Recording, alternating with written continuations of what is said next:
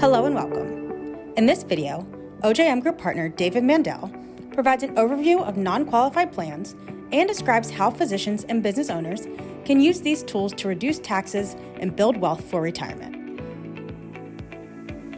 Hello, I'm David Mandell, one of the founding partners of OJM Group. Hopefully this is not the first video you've seen of ours. So I'm going to talk about today just one topic, but an important one. Non-qualified plans, and what I consider clearly to be a powerful tax and retirement tool missing from most physicians' wealth plan. And I can say that, and we can say this at OJM because we work with over 1,500 physicians over the years, and we know that most of them, when they come to us, not only do not have such a plan in place, they may not even know about it.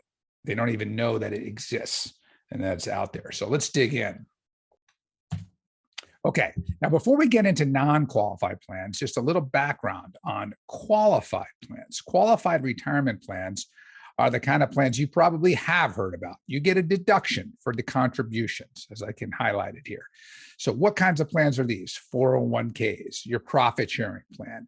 You might have a pension plan. We've talked on other videos about a really powerful type of pension called a cash balance plan, which allow clients, we have physicians putting in hundreds of thousands of dollars a year deductibly, really reducing their taxes and getting the lion's share, 95% of the benefit, but doing something good for their employees in a small amount.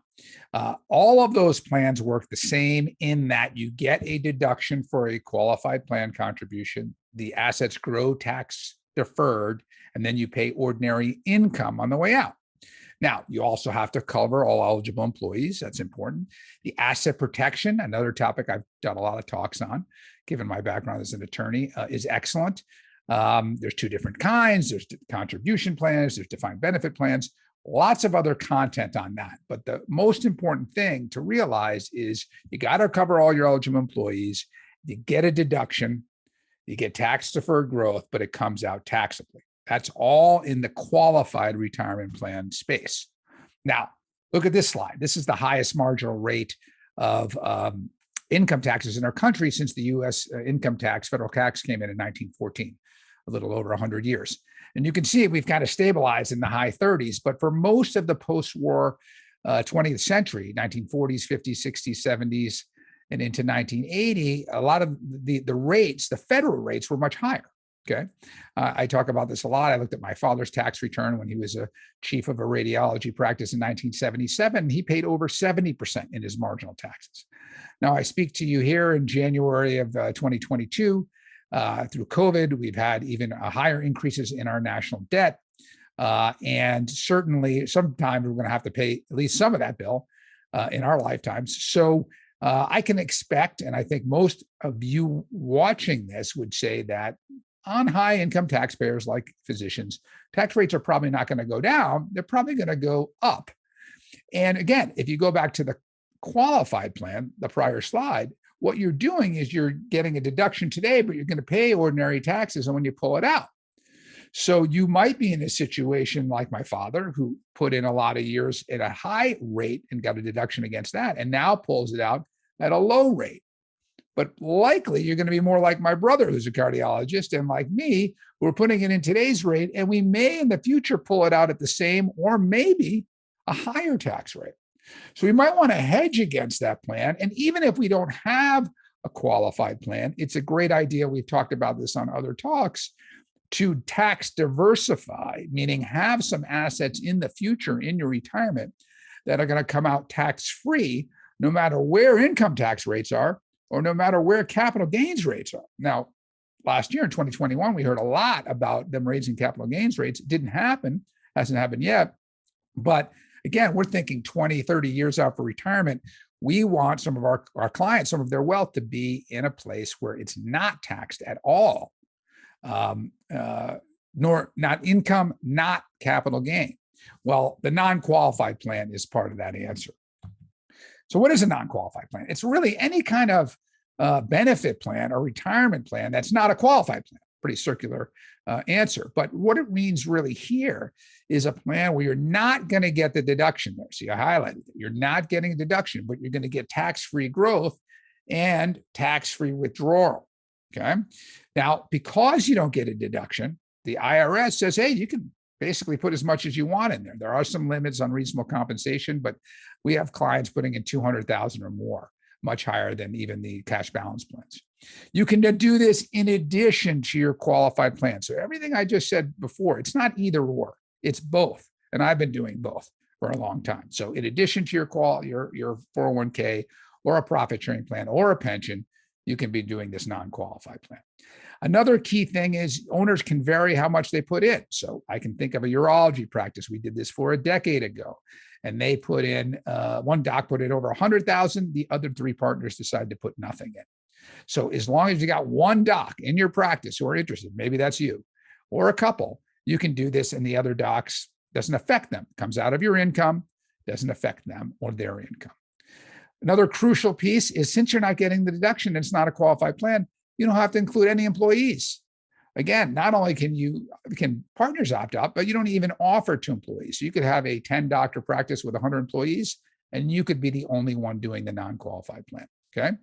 Because you get tax-free growth and tax-free access, you can think about it as an unlimited Roth IRA. Right? Ask yourself, if you could get an Roth IRA where you could not have to backdoor it, you could put as much as you want into it, how much would you put in? If it's a good number, you should be looking at a non-qualified plan. Now, the best way I can show you what a non-qualified plan is just give you an example. So here's an example of a neurosurgeon client of ours in Ohio, and we did this about 10 years ago. So they're almost done funding it. But we said to them at the time, hey, here's this plan. And now we're also their wealth manager, their money manager. So we manage their investments. So the status quo, if he didn't do this plan, we knew what it was because we were handling it. He's going to pay taxes on the 100,000. He said, let me show me 100,000 for 10 years, $1 million, but 100 a year. And we said, if you didn't do this, you'd be doing what you already did, which is paying tax on that 100, giving us whatever that was, 55,000. We'd be growing at about 6%. Now, again, this was after 2008. 6% was reasonable. Now we've actually gotten much better than that in his portfolio. But whatever it is, you can match that kind of portfolio construction in the non-qualified plan. So it's apples to apples. So let's just assume 6% here. Could be 8, could be 4, whatever. We knew we charged about 1%, maybe it was a little bit less. We knew that his portfolio that we were already working on had mostly long-term rates that he was going to use in retirement. There was some short-term turnover. We knew what his tax rates were then and what they were now. We knew what his capital gains rates and state income taxes were. And he said, okay, just show me doing this for 10 years, 45 to 55. Letting it sit for 10 years, no contributions, and then pulling it out every year from age 65 to 85. Now, this is plan A. We know life is plan B. It's probably not going to have that way, but we wanted to show them on the non-qualified plan was apples to apples. So same rates of return, same amounts, same distribution strategy. How does it look? So let's take a look. So on the left side, you see the power of saving, right? It's putting that 100,000 away for 10 years every year, giving it to us, allowing us to manage it, growing it with some taxes and some fees, cutting into it. But the power of saving is he turned that 100,000 a year for 10 years into 2 million, okay? That million into 2 million of after-tax retirement distributions. This is after all the taxes have been paid to turn into cash to go spend. Okay, that's pretty powerful. But on the right side is you see the non-qualified plan, and it's basically doubling his money in after-tax distributions over that period with the same 6% rate of return. Okay, that's extremely powerful. I think you would say so. So how can you do that? How can you get basically doubling my money with the same 6% rate of return? And the answer is expenses. And the answer beyond that is taxes. Okay. So on the left side is the status quo, him paying some tax along the way as the portfolio turns, paying some fees. Okay. And then the big number, paying taxes when you're going to turn that portfolio into cash to go spend in retirement. Right. So it's about $1 million of expenses. Okay. And an increase in expenses over the non-qualified plan. Now, the non-qualified plan you'll see here is versus policy expenses. What does that mean? Well, this non-qualified plan funds into a cash value life insurance, what some of you may think of as whole life, but it's not whole life. Whole life is not a great asset accumulator. This is a policy that's going to tie to the S&P 500. Again, aiming to get that same kind of portfolio that we had aimed at in his regular portfolio, with a floor and a cap, a floor of, I think it was 2 and a cap of 12. That might have changed over time. But the point is an aggressive, moderately aggressive portfolio tied to the markets, okay? But there are expenses in there, right? Our insurance company, the insurance company we chose, mutual company, Fortune 100 company, makes money. Our insurance agents in our firm who put this in place make money. But those expenses dwarfed by the expenses on the other side, primarily taxes. So as long as you acknowledge that taxes are expense, that is going to explain that $800,000 plus the growth on the extra dollars that the non-qualified plan still has over that 20 years turns to that $2 million difference that we saw on the prior slide. Okay. Now, you don't have to take my word for doing this. Okay. I do it for myself. A lot of our clients have. But let's look at what the big boys do. Your friends and colleagues who are smart but didn't go into medicine. Maybe some of them went on Wall Street, went into banking. And I think you'd probably acknowledge that the executives at the top banks in our country know a little bit about money and what they should be doing with it. So here you can see bank-owned life insurance, BOLI, which is basically a non-qualified plan, just as I've described, using life insurance, just as I've shown, for bank executives. Sits on their bank's balance sheets for the executives. Now, this is from 2017, as you can see at the bottom. These numbers have probably increased dramatically since then.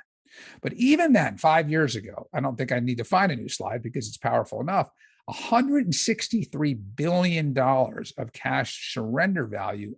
That's cash value. That's investment, right? That's what I was just showing with that neurosurgeon. We didn't even talk about the death benefit, right? In that non-qualified plan. The fact if he passed away, his heirs would get something that they don't get in a regular portfolio. There's death benefit tied there. We're not even talking about that here. This is just the cash value, right?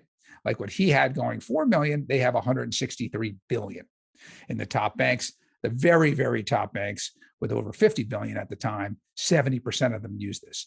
So if those people, those smart people are doing it for themselves, the bank executives, isn't it something that you or I should be thinking about in our small practice or, in my case, wealth management firm? Well, yes, and I do that. But this is that idea, that one tax and retirement idea that I don't see medical practices doing, which makes a ton of sense because you don't have to offer to employees.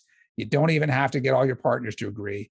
And as long as you don't think tax rates are going way down in the future, as long as you think they may stay steady or go up, this is a total no-brainer.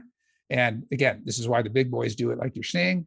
And I hope some of you will look into it and maybe implement it yourself.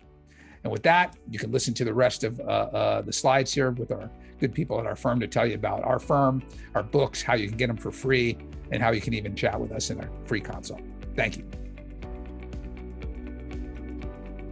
OJM is a multidisciplinary wealth management firm, and we have worked with over 1,500 physicians, businesses, and individual investors throughout the country. We would welcome the opportunity to speak with you about how we might be able to bring value to your wealth planning. OJM partners have authored several books, all of which are available to webinar viewers at no charge. You can get a free print copy or ebook download by texting OJM Web to 844-418-1212. You can also visit ojmbookstore.com and enter OJM Web at checkout. In addition to a free book, OJM Group also offers viewers a complimentary consultation where we can answer your questions and see if our firm might be a good fit for your situation. Visit ojmgroup.com or call 877-656-4362 to schedule a free consultation. Enjoy the free copies of our books, and we hope to have the opportunity to speak with you. Thanks for watching.